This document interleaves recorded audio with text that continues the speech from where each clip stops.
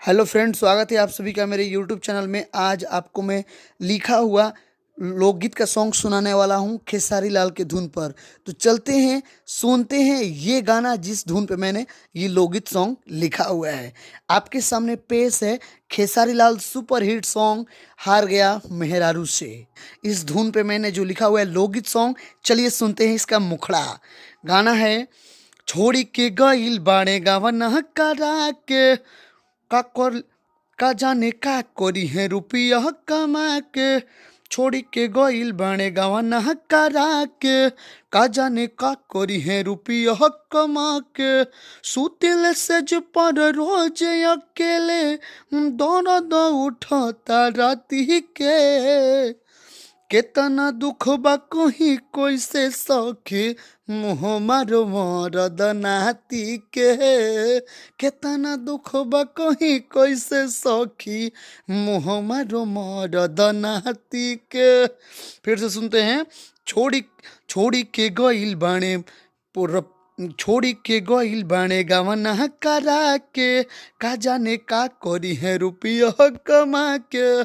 छोड़ी के गईल बाणे गवना करा के का जाने का करी है रुपया कमा के। सुतिल सज पर रोज अकेले दर्द उठता राती के। केतना दुख बा कहीं कैसे सखी मुँह मारो मरद नाती के। केतना दुख बा कहीं कैसे सखी मुँह मारो मरद नाती के। और मुँह मारो मरद नाती के। चलिए, खेसारी लाल यादव जी ने जो गाया है उसका अंतरा सुनते हैं, ठीक है। फिर आपको मैं अपना लिखा हुआ गाना सुनाऊंगा अपने आवाज में। तो ये रहा पेश है खेसारी लाल यादव का अंतरा सॉन्ग। चढ़ली जवानी मोर तमाई गईल हो, ओठवा के ललिया सुखाई गईल हो। और चढ़ली चढ़ली जवानी मोर तमाई गईल हो, ओठवा के ललिया सुखाई गईल हो। एको बेरी पलंग नहीं लले सखी मौगा मरद बाट मिलले सखी। सखी हो अब बर्दास न होला सुतिल तकिया जाती के। केतना दुख बा कहीं कैसे सखी मुँह मारो मरद नाती के।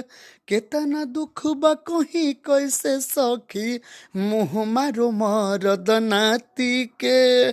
छोड़ी के गईल बाणे गवना करा के का जाने का करी है रुपया कमा के। रुपया कमा के छोड़ी के गईल बाणे गवना करा के का जाने का करी है रुपया कमा के।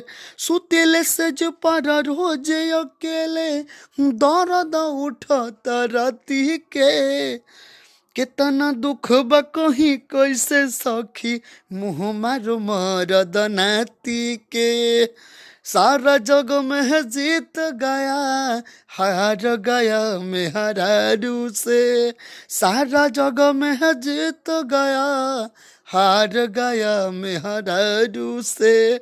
इसी धुन पे ये गाना है, तो प्लीज़ वीडियो को लाइक करें, चैनल को सब्सक्राइब करें। ऐसे ही भोजपुरी गाना फुल और फ्री में पाने के लिए चैनल को सब्सक्राइब करें। संगीत सीखो को सब्सक्राइब करना दोस्तों ना भूलें। हमसे जुड़ने के लिए, हमसे संपर्क करने के लिए दिए हुए नंबर पर संपर्क करें गाना लिखवाने के लिए। तब तक के लिए धन्यवाद।